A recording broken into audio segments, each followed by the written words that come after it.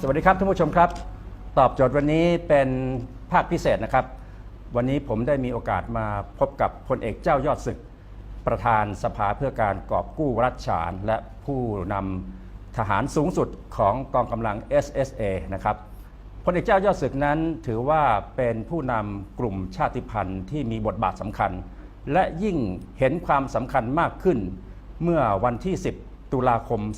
2565 ที่ผ่านมาสภาเพื่อการกอบกู้รัฐฉานได้ออกแถลงการณ์นะครับแถลงการณ์ฉบับนี้มีใจความโดยสรุปว่า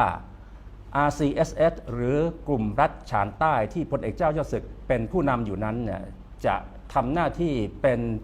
ผู้นำในการเจรจากับกองกำลังกลุ่มชาติพันธุ์ต่างๆเป้าหมายก็คือเพื่อให้ประชาชนรัฐฉานที่ได้รับความเดือดร้อนจากความยากจนแล้วก็ภัยจากการสู้รบนั้นมี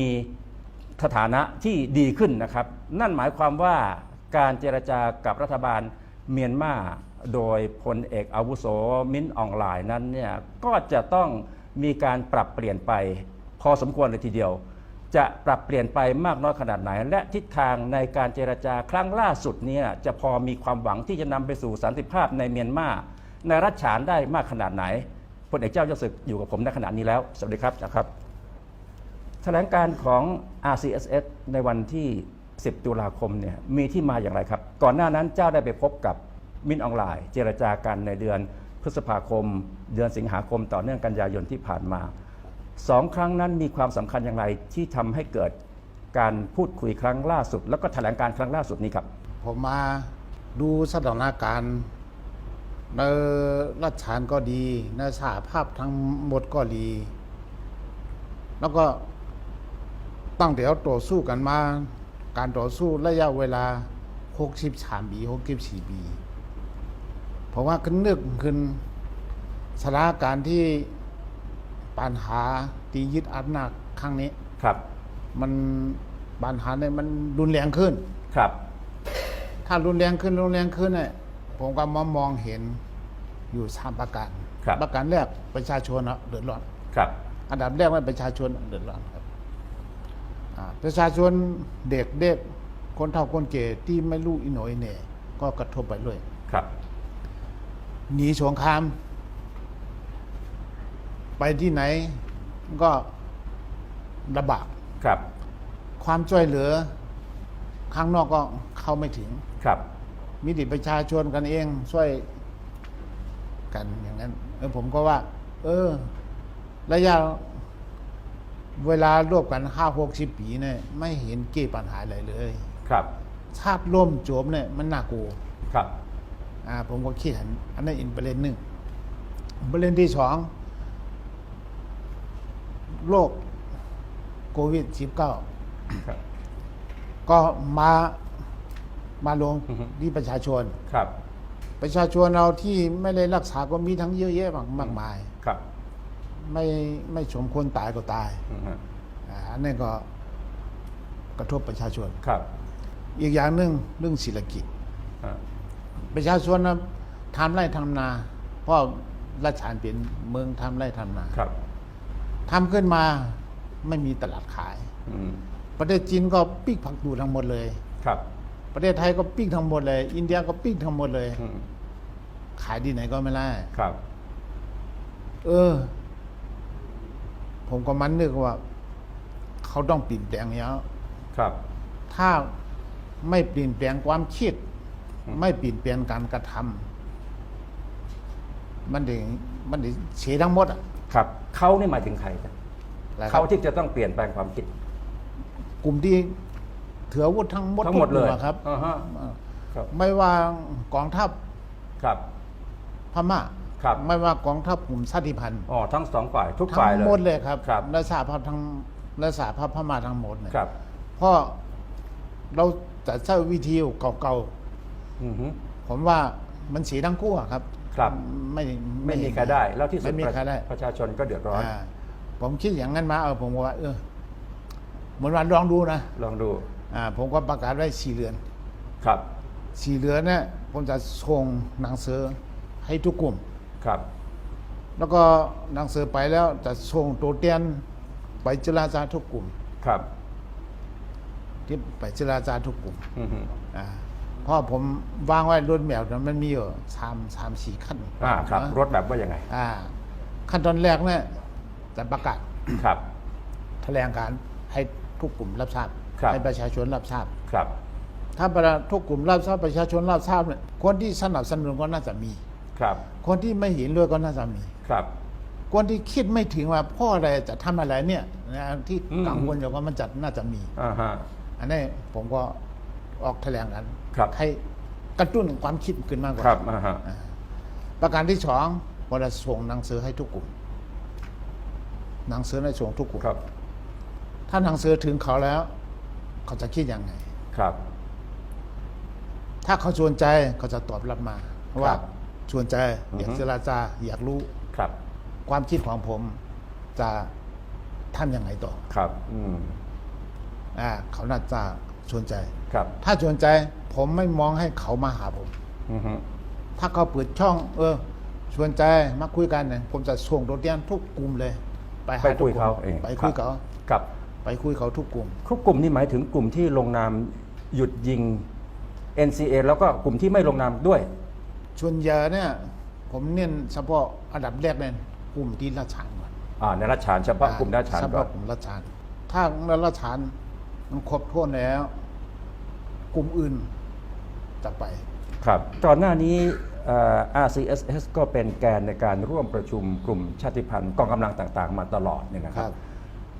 เที่ยวนี้เนี่ยเจ้าเห็นว่าจะมีความเปลี่ยนแปลงอะไรไหม เพราะการพูดคุยกันเพื่อจะร่วมกันทำอะไรต่างๆเนี่ยมันก็เกิดขึ้นหลายครั้งแล้ว แต่มันก็ยังไม่เป็นรูปธรรมเสียทีเที่ยวนี้มีอะไรที่จะแตกต่างจากที่ผ่านมาบ้างไหมครับ ข้อที่เจรจาที่ผม ที่มีประสบการณ์ขึ้นมาและที่ผมพบและ ครับ เจอมา ระยะเวลายืน5-6 ปีเนี่ยนะครับ วิธีการเจรจากันเนี่ยมันเหมือนว่า ครับ ไปกัดโต้เทียงกันเอง อ๋อ มันไม่ใช่วิธีเจรจา อ๋อไปเถียงกัน ไปเถียงกันหลักการของใครของมัน ครับ ยืนอยู่ของใครของมัน ครับ ใครก็ไม่ยอมหาใคร อืม มันเบี่ยงงั้นเล ครับ ยมันไม่ก้าวหน้า ครับ สุดท้ายนะใครก็ไม่ได้เสีย มันเบี่ยงงั้น แล้วครั้งนี้มันจะเปลี่ยนไปไหม ครั้งนี้เราจะเอาอะไรเป็นที่ตั้ง ครับ เราไม่ใช่เอาหลักของใครของมันมาตั้ง ครับ เราเอาประเทศและประชาชนมาเป็นที่ตั้ง ครับ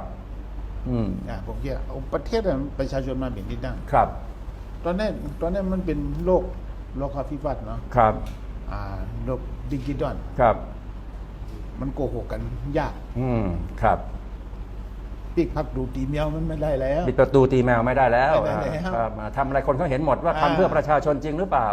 นั่นแหละครับ ทีนี้ถ้ามองฝ่ายของเมียนมาพลเอกมิ้นท์ออนไลน์ เจ้าจะศึกไปเจอคุยกันหลายครั้งเนี่ยนะครับ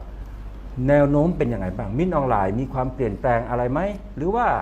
เมียนมาก็ยังคงเป็นเมียนมาแบบที่กลุ่มชาติพันธุ์ได้เจอมาตลอด ผมดูชะตากันสหภาพพม่าครั้งเนี้ย ครับ รุนแรงที่สุดที่ยึดอำนาจครั้งแรกนะครับ ผมติดตามมาสมัยหนีวุน เนวิน สมัยต้านช่วย ครับ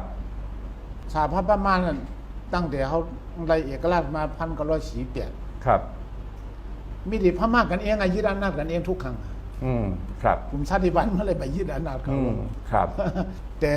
ยึดอำนาจแต่ละครั้งเนี่ยดีรุนแรงที่สุดเนี่ยเป็นครั้งนี้ ครับ เพราะอะไรมันรุนแรงที่สุดเนี่ยมันมีอยู่มันเกิดมาจากการเมืองเนาะ ครับ การเมือง NLD เลือกตั้งชนะ ล้วนพ้น พรรค NLD พรรค นะครับ NLD อีกพายก็แพ้ ครับ แล้วกองทัพก็ไม่ยอมรับ ครับ ว่า NLD เขาชนะเขาชนะโกงการเลือกตั้ง ครับ เราก็ไม่รู้ดีแท้จริงของเขา เพราะ ครับ เราไม่ได้ไปเลือกตั้ง ครับ เพราะว่า ผมก็นึกแล้วถ้าเป็นอย่างไงเนี่ยมันจะยุ่งแล้วนะ จริงๆนะเขาน่าจะนั่งคุยยอมหัก ครับ ไม่หลงแหลงก็ผมว่ายึดอำนาจแล้ว เขาก็รู้เนี่ยน่าจะรู้ว่าเสียใจอยู่ อ๋อ คิดไปแล้ว รู้เลยฮะ เขาไม่นึกว่ามันจะรุนแรงขนาดนั้นไง อ๋อเท่าที่คุยกันเจ้าประเมินว่ามิ้นท์ออนไลน์รู้สึกอย่างนั้น ผมรู้สถานการณ์ ครับ เขาก็น่าจะรู้สึกอยู่ อืม แต่ผมคิดคนเดียวนะครับ น่าจะรู้สึกอยู่ ครับ เพราะอะไรอ่ะสถานการณ์นั้นเขาควบคุมยากมาก อืม เขาไม่นึกไม่ผันว่าประชาชนจะมาจับปืนอะไรต่อสู้เขาขึ้น อืมครับ นะการต่อสู้ครั้งแรกไม่เหมือนเปลี่ยนสีตัว ครับ สิบแบบ อ่า ไม่ ฮะ เหมือนการประท้วงครั้งแรก ครับ ประชาชนก็ลูกเยอะ ครับ แต่เรียกร้องนานาชาติ อืมฮึ อาเซียน ครับ ไม่มีประเทศไหนสนใจเลย อืมครับ ประชาชนว่าถ้าอย่างนั้นมันต้องปืนต่อปืน ปืนต่อ เลี้ยว ปืน ต่อเลี้ยว อ่า ต้องสู้กันแล้ว ครับ เขาก็มีแนวคิดออกมานี่เลย ครับ เขาค่อยตั้งมา PDF ฮะก็ PDF นั้นหมายถึงว่าก องกำลังประชาชน กองกำลังประชาชนมันมีบรรทุกที่เลย ครับ มีอะไรก็มีปืนเต้วก็ยื้อเลย ครับ ปืนก็หาที่ ทำกันเอง หา ฮะ ทำกันเองก็มี ครับ กองกำลังพม่ามันมีเยอะก็ตาม ครับ ไม่รู้ว่าจะไปรบที่ไหน ครับ ไม่มีที่รบอะ ครับ วันนี้ก็เป็นซุ่มเป็น เขาก็ช่วงยิงยิง อืมฮึ มันเป็นอย่างเนี้ย เจ้าคิดว่ากองกำลัง PDF เนี่ยถ้าปฏิบัติการลบแบบซุ่มแบบกองโจรที่เขาเรียกกันเนี่ยนะครับ คิดว่า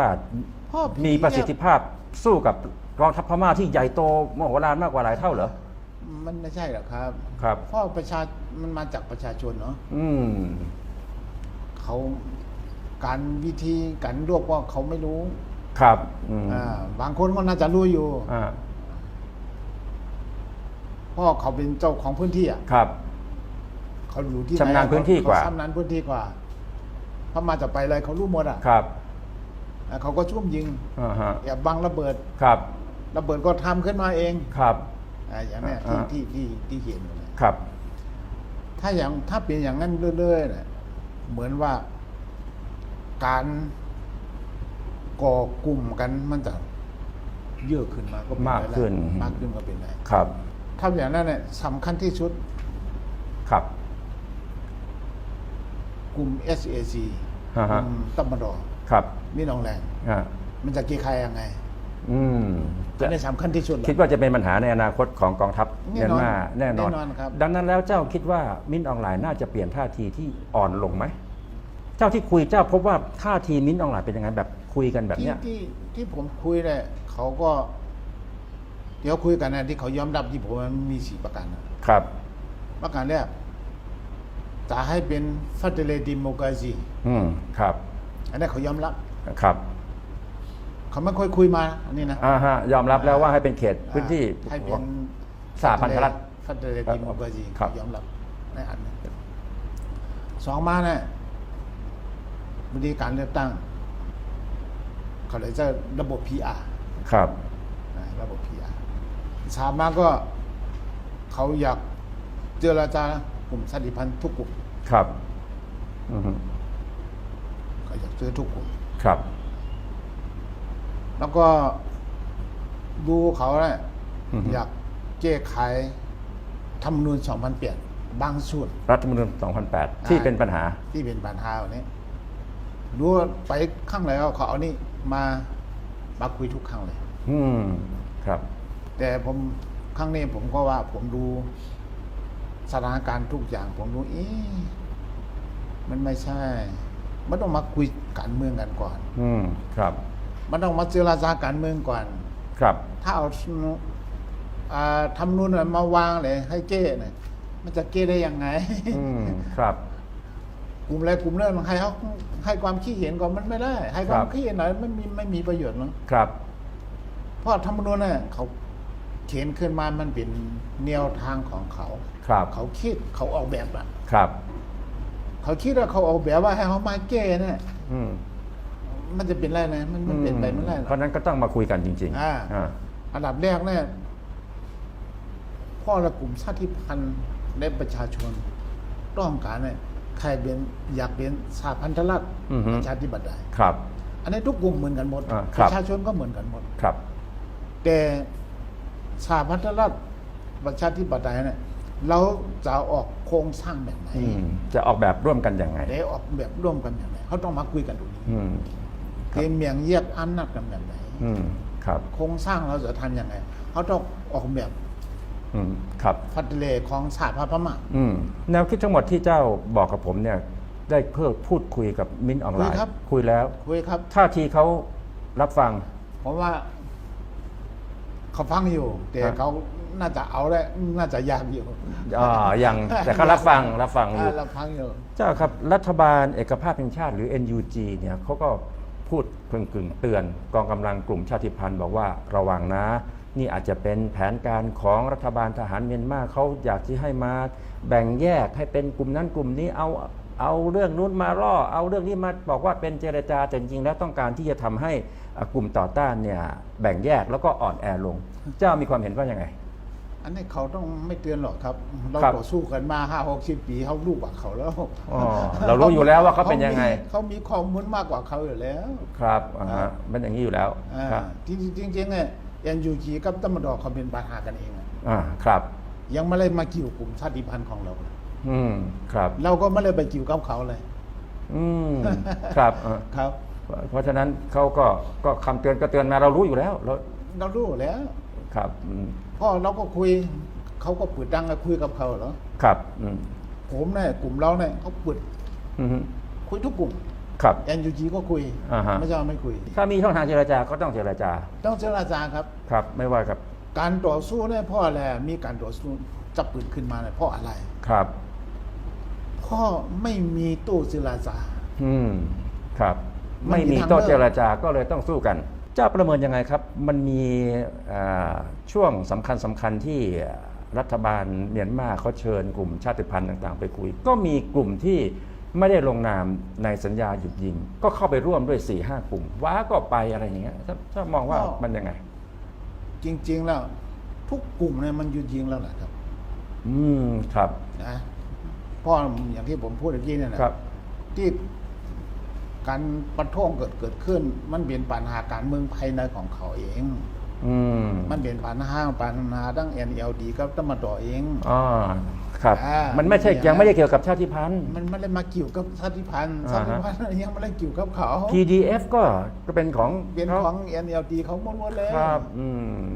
มันเป็นอย่างนั้นเลย อาจจะมาอิงกับบางกลุ่มฝึกอะไรให้อย่างนั้นก็ เพราะประชาชนอะ ครับ มีอย่างเนี้ยประชาชนน่ะมันก็มีทุกที่เหรอ อยู่รวมๆกัน อยู่ร่วมๆกันนะครับ เขาอยากมีความรู้ เขาก็ต้องให้ความรู้ของเขา ครับ ทุกกลุ่มก็ต้องให้ความรู้เขา ครับ เจ้าประเมินยังไงครับ ในขณะที่เจ้าก็มองว่าทางฝ่ายมิ้นท์ออนไลน์ก็น่าจะคิดว่าคิดผิดหรือเปล่าที่ปฏิวัติยึดอำนาจมา ท่าทีนี่รับฟังมากขึ้น แต่ท่าทีภายนอกประเทศนะครับ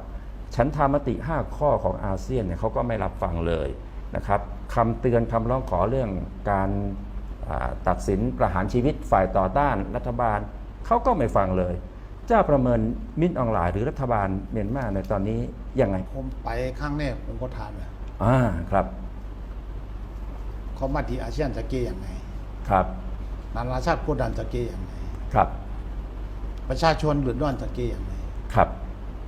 ผมถามเลยกลุ่มชาติพันธุ์มากมายขนาดนั้นจะเก้ยังไง ครับเขาตอบว่า ตบลอย ดับลอย ๆไม่ค่อยเจ็ดเจียด ๆเลยฮะเราคำพูดเขาที่เจ้าจำได้เล่าให้ฟังหน่อยได้ไหมครับเขาตอบประมาณไหน แล้วเขาก็ว่าเขาก็ตั้งใจเก้อย่างนี้ เขาก็จะเจรจาทุกกลุ่ม ครับ จะพยายามเก้ให้มันดีที่สุด ครับ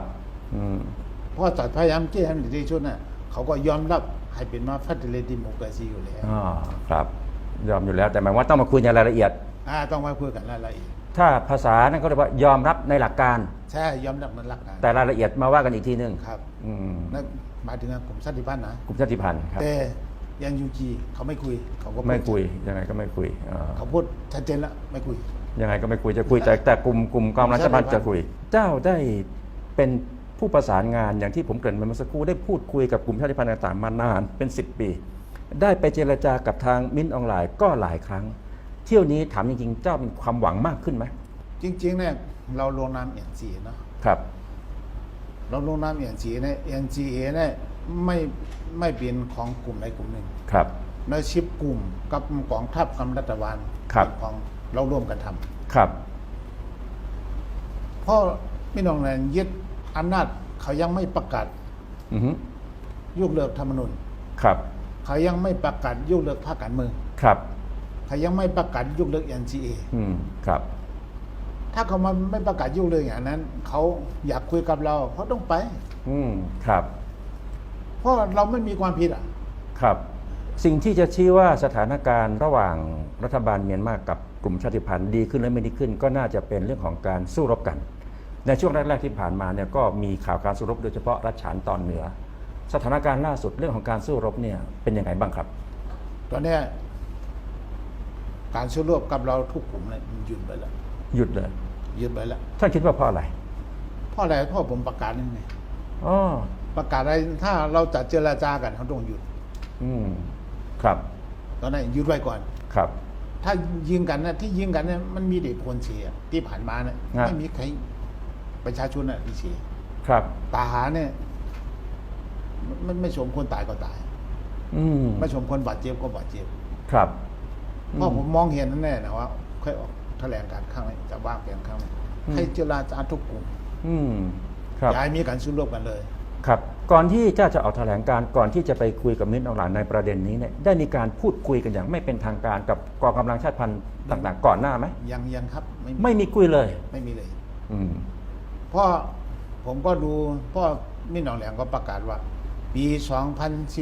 2022 นี้ ครับ ก็จะเป็นปีหยุดยิง ครับ อืม ทุกกลุ่ม ครับ เขาก็ประกาศอย่างนั้น ประกาศอย่างนั้นแล้วนี่ฮะ ประกาศอย่างนั้น ถ้า ครับ นั้นก็อันนั้นก็ผมเห็นด้วยเป็นแน ครับ วทางที่ดี อืม ถ้าคุยทุกกลุ่มผมก็ต้องคุยทุกกลุ่มนั่นนะชัย ครับ อืม ครับ ทีนี้เจ้าคิดว่าในช่วงระยะเวลา 4-5 เดือนที่เจ้ากำหนดเนี่ย มันจะเกิดอะไรขึ้น และอะไรจะเป็นปัจจัยชี้ว่าบรรลุเป้าหมายที่เจ้าวางไว้แล้ว อันนี้เนี่ยมันคาดเดาว่ายากอยู่นะ ครับ เพราะอะไรอ่ะ ถ้าเพิ่งประกาศเนาะ ครับ แล้วก็หนังสือก็เพิ่ง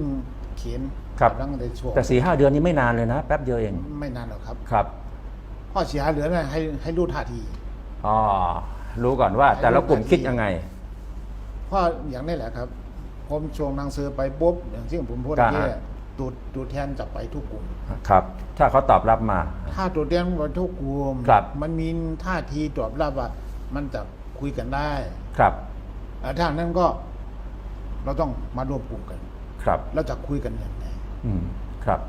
เราจะสร้างสันติภาพได้อย่างไร อืม ครับ เราจะร่วมกันแก้ปัญหาประเทศอย่างไร อืม ทีนี้เมื่อสักครู่เราอาจจะพุ่งไปที่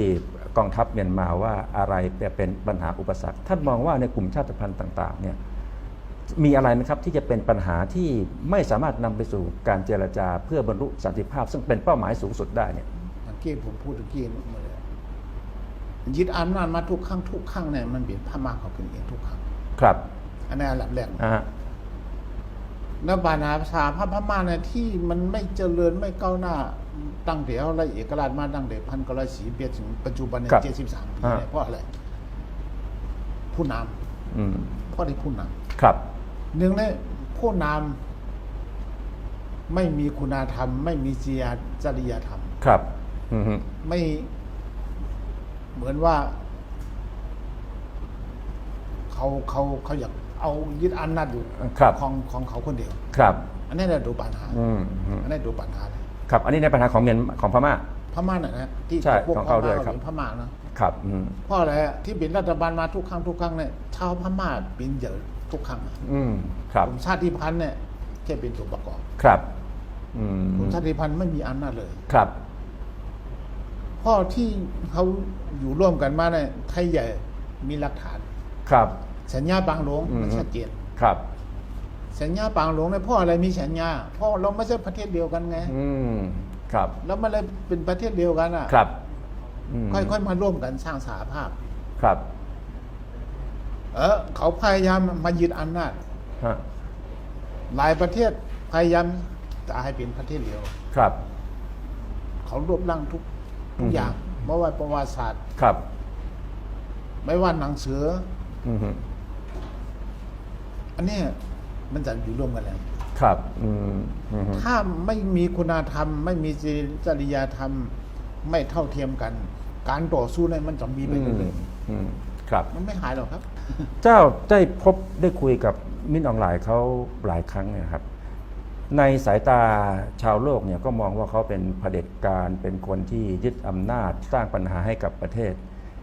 ในฐานะแบบบุคคลที่คุยกันเนี่ยนะครับ เจ้ามองว่ามิ้นท์ออนไลน์เป็นคนยังไง อาจดาวยากนะ แต่อันนี้เป็นดาว เดา ดูกวนให้ อ่าฮะ มันดูยากหน่อย ดูยากหน่อย ดูยากหน่อยเห็นหน้าไม่เห็นใจ เท่าที่คุยนี่เขาเป็นยังไงครับหมายถึง คุยดีอยู่ครับ คุยดีอยู่ เวลาคุยกับเขาเหมือนไม่เหมือนเพื่อนอยู่ อ๋อคุยกันเหมือนสนิทสนม เขาก็ไม่ได้แสดงแบบจออันนัดอย่างไร ไม่มี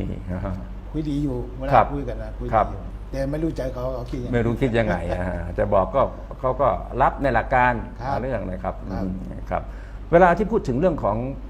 สันติภาพเจ้าได้ถามใช่ไหมครับ3-4 ข้อเนี่ยแล้วเขามีนอกเหนือจากรับโดยหลักการกว้างๆแล้วเนี่ยมันมีบางคำไหมครับที่บอกว่าเขาจะทำอะไร แต่เขาตอบผมไม่ค่อยชัดเจน อืม แต่ไม่ค่อยชัดเจนไม่ตอบเหมือนว่าไม่ค่อยดันแต่ อ่า ไม่ดียังไง บอกกว้าง ครับ ถ้ามารู้ที่อาเซียน ครับ เข้าไปคุยก็ไม่รู้ว่าเขาคุยอย่างไงเนาะ ครับ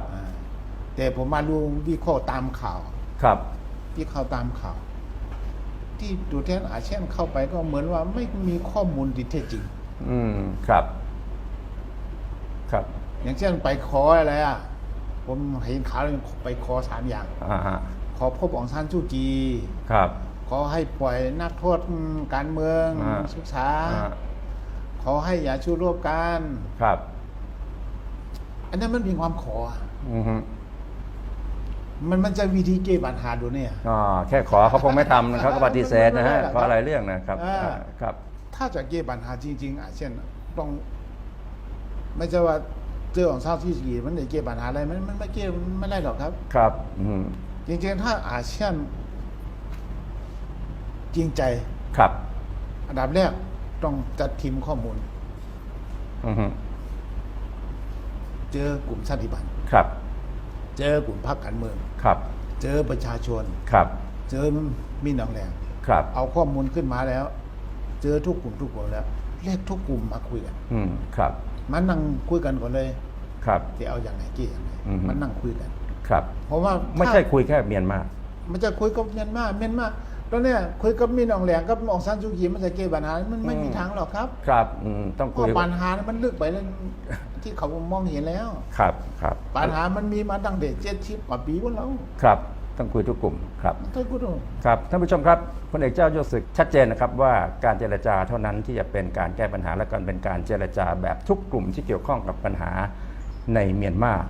ถึงแม้ว่านี่จะเป็นอีกครั้งหนึ่งที่มีการเจรจา แต่ก็มีความคาดหวังครับว่าสถานการณ์โลกที่เปลี่ยนแปลงไปนั้นเนี่ยน่าจะทำให้ทั้งกองกำลังกลุ่มชาติพันธุ์กองกำลังของเมียนมาเองน่าจะตระหนักถึงเรื่องของความต้องการของประชาชนที่แท้จริง วันนี้ขอบคุณพลเอกเจ้ายศศึกครับนะครับ และตอบโจทย์ลาไปก่อนครับ สวัสดีครับ